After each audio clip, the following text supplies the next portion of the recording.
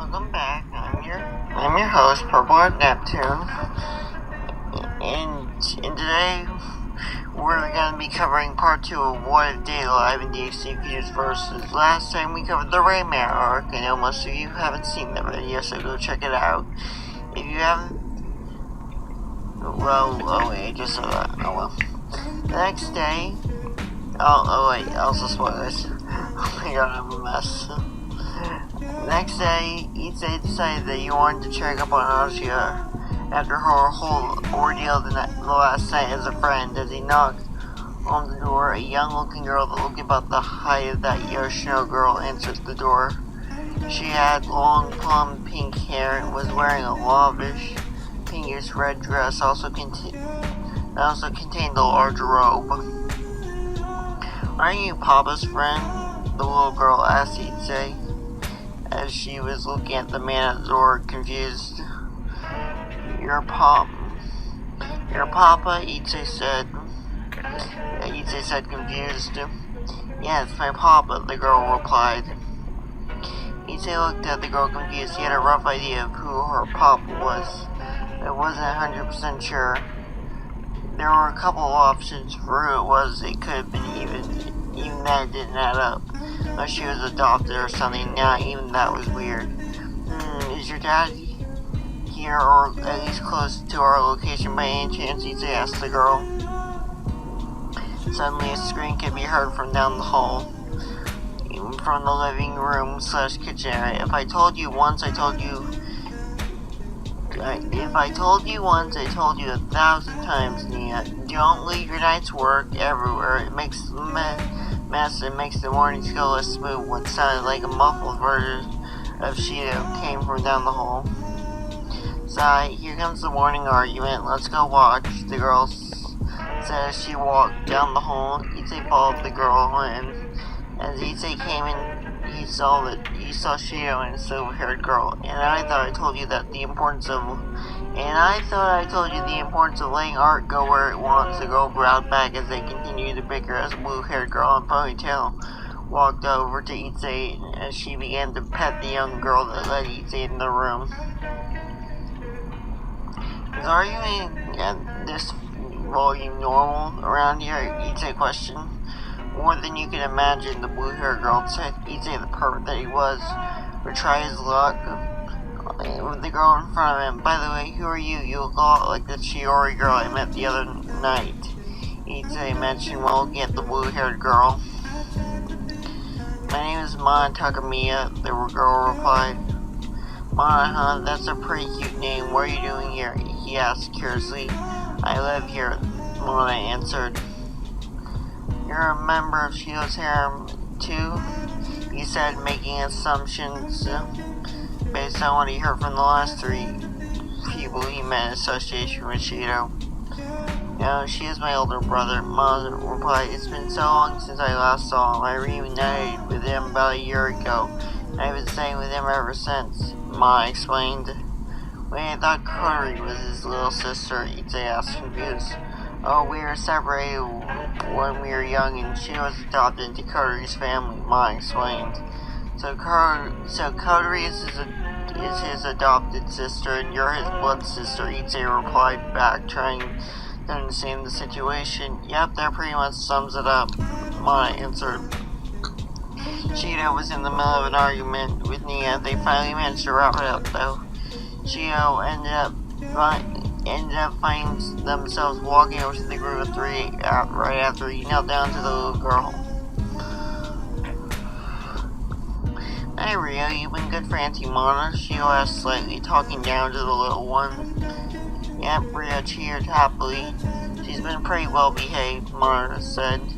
Shido then turned to Issei. I'm gonna take a wild guess and say you're here to visit Asia, right?" Shido said as he petted the child. "Well, that was my original intention. Can't blame me for being concerned for the girl, can you?" Shido shook his head with a little smile on his face. Also, Issei walked up close to Shido and whispered in his ear, "What's this about you having a kid, man? You're only in high school. Do you need some money? Do you need to help raise the kid or to avoid producing another one? Well, which girl did you?" Mom, can you take Rio out for a walk? I have a feeling this conversation is about to get really complicated and dirty, and I don't want to break little Rio's innocence, Shio said directly. Sure thing, Ma answered. She took Rio by the hand as Rio waved goodbye. This is gonna get complicated, so I suggest you take a seat.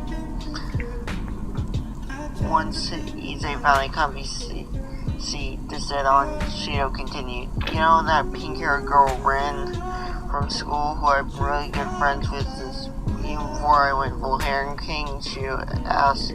Yeah, well, you're telling you, Issei answered.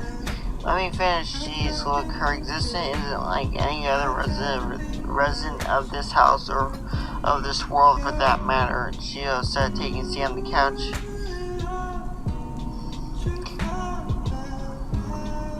That explains a lot. Actually, no, it does not. Continue, my friend, who is also a teen dad. Shio rolled his eyes at his friend. She was created in a pseudo space of the sorts, and she is a spirit along with Rio. When I returned to that pseudo space, she died with it, but the strength of her emotions moved me to the point where one of the first things I did when I gained the power to manipulate reality was combine that ability with Zafkiel and Raziel to make it so they were always part of this world. So no, she's not actually my biological kid, you doofus. That would be super weird considering I haven't even finished high school, Shio explained, then laughed. Yeah, that would be weird. Regarding Asia, she's not currently home. She's actually with Yoshino right now. And they're supposed to be checking out the sites to show you around town. It's kind of a tradition in this house, Shio said as he turned to the door. Well, at least I got something out of this trip. Now I know you are a kid if she isn't your biological daughter. Don't worry about it. I know you'll be a great father one day, Issei said. Thanks, and by the way, do you remember what I said about killing the president? Yeah, what about it? You see, I know how you are sometimes, Issei, so if you were to mess with Rio in any inappropriate way, I'm gonna give you an end that's 100 times worse. That's hundreds times worse than what an exorcist would. Shio said as he reached the door. Bro, come on, I only like the girls within my age range or older, Issei replied, defending himself. Yeah, I don't know what overcame me at that moment. I guess I'm just overprotective, that's all. The day after, Reese ended up coming to visit Issei, considering he was her newest male subordinate, and he had a couple encounters with the fallen angels, not the most ideal. She figured it'd be good to keep a close eye on him. Asia was her absolutely newest recruit, but she was already being supervised by Shido. Reese needed to do her part. She ended up convincing Issei's parents to allow her to move in with them. She was even allowed to pick a room, and it just so happened that she favored Issei's room more.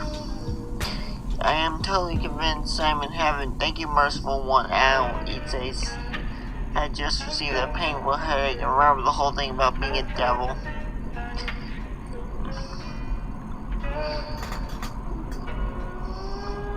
A few days later, as class was about to start, the teacher walked into the room, but they had some news. We have a new transfer student. Everyone, I would like you to introduce you to Asia Argento. Asia, why don't you introduce yourself? Hello, my name is Asia Argento. I'll be your new classmate from now on. I hope we can be friends, she said nervously. Issei looked on in surprise. Asia was joining his class, and so soon. How? He thought she would have to go through a month's worth of paperwork before even being eligible to get into the school. He didn't hate the fact she was now part of the class. At least he and Shido could keep more of an eye on her. A bit later at lunch, Monohama, Masuda, Issei, and Shido sat with Asia. Asia wasn't? Monohama asked. Yes. You said you were a transfer student. Mind telling me who you're staying with during this time? I'm not at all. I'm staying in Shido's place at the moment, Asia answered. Monohama and Matsuda looked at Matt and grabbed Shido by the collar. Would it kill you Would it kill you to share some of the lady glove you seen time with the female suit body I can't speak it. Matsuda yelled at Cheeto. Ite put in his best effort to ignore to defuse the situation. Hey guys, look, there's no need to resort to violence, Ite explained. Oh, you're one to talk, mister. I have a redhead senior saying at my house. Okay, one, where did you hear that? Two, I had no control over that, Ite responded. So it is true, I thought it was just a weird rumor at first. Kermit found out and told me, and I told them, Rin said as she walked over, as she turned his head. Oh,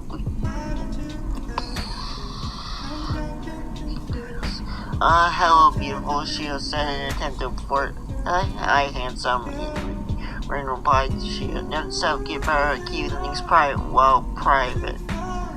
Get better at keeping private things private, Ite thought to himself. Well, Mitsudo looked at Shido. What is with you and your lady luck? It's absurd calling cheater secrets. The two tried to look at questioning as they used force on Shido. Hey, quit. Hands off my Shido, Rin roared. And Shido, just say the word and I'll do anything. Shido looked at her happily. You and Rio's happiness that are important to me are also important to me, you know, Shido said with a smile at Moham and Matsuda continued, as Moham and Matsuda continued to look on angrily. Of course, my dear Rin said.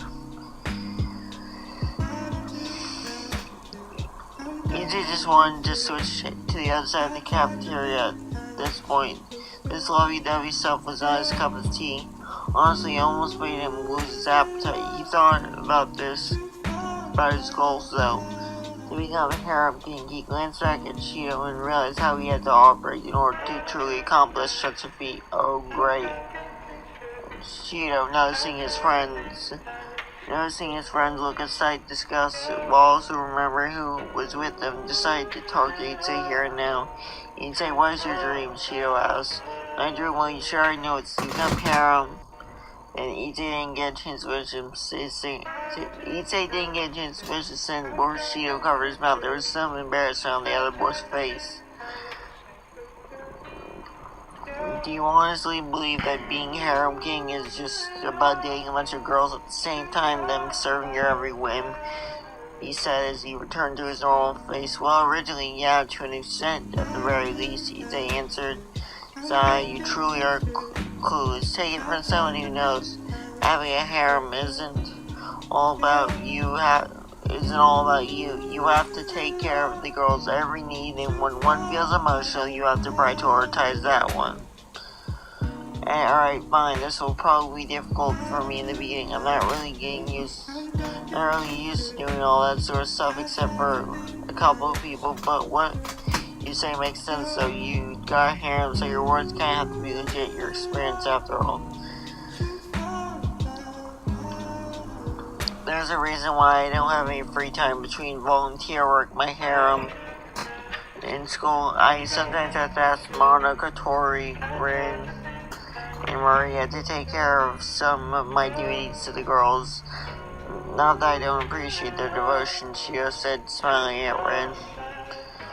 Oh, okay, dang man, your harem seemed like a lot more work than I thought. Still worth it.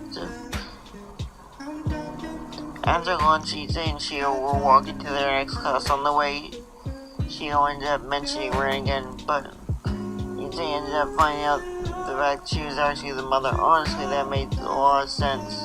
You know, I can actually see that. Are you cool with her, though? She's not toxic or anything, right? Yeah, we're close. She does what I need her to do of her own free will, and I accepted her emotions, and, well, you see what influence she has on Rio, Shio said back in his calm demeanor. Ite shrugged. He honestly had nothing else to say about that. He just hoped that he could one day have a relationship like that, and they came off as some sort of power couple. At the end of the day, Shio and Rias came over to confront Ite. You haven't been able to get a contract so far, Rias brought up. No luck so far, Ite sighed. Hence why you and I going to meet up with the client to ensure that you get a contract this time, Shio said proudly. Well, that's good news, Ita said. Today's going to be pretty much your last day to accomplish that. On your, today's going to be pretty much the last day you're going to, today's going to be pretty much your last day to accomplish getting a contract on your own. Oh my god, that's a tongue twister. Before I step in, good luck, Chio explained to Issei. Alright, as Issei teleported off to a door, he knocked it, meeting a giant, bulky, muscular man. So you're the devil who can grant my wish? He asked, a significantly short routine. Yeah, what's your wish? Issei responded.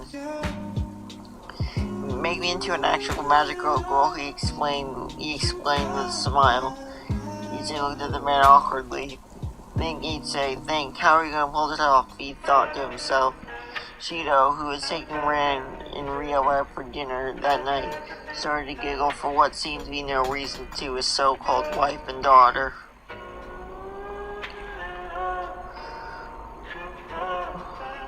What's so funny? Ran asked. Oh, nothing, it's just Issei. Right about now, he's probably realizing what the job I gave him entailed. There's a reason why it was only on my list. I mean, after all, only me, Natsumi, or one of you could do it. Some guy named Milton wanted to be a magical girl, so you can already imagine the antics Issei is probably going through right now. Shio says. He continued to laugh. Rio and Ren both began laughing as well. Well, that's all for this part. I hope you guys enjoy. Please leave a comment if you have a question, and make sure to check out the previous parts. Bye bye.